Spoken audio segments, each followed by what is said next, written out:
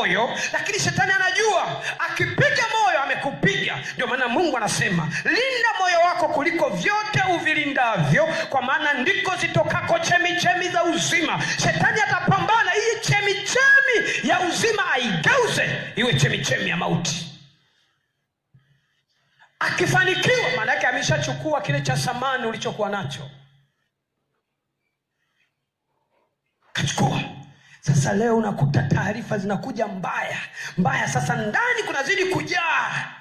Unachukia watu sasa, unachukia viongozi sasa, unawachukia kabisa, kwamba wao ndio wametufikisha hapa. Kumbe wewe hujui issue iko rohoni. Maana Mungu anasema vita vyetu si juu ya damu na nyama, bali ni katika ulimwengu wa roho. Sasa hii vita yote unayoiona leo, ninakupa siri, hii vita iko rohoni.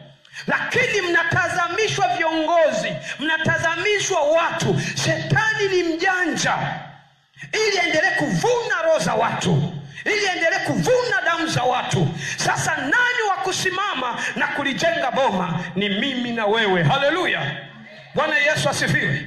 Maana Mungu anasema hivi, waombeeni wanaowauzi, barikini wala msilaani. Hutakiwi kumchukia yoyote, awe ni rais, awe ni mbunge, awe ni diwani. Hutakiwi kuwachukia wewe ndani yako. Ukimchukia tu, unyakuwa ukija unaachwa.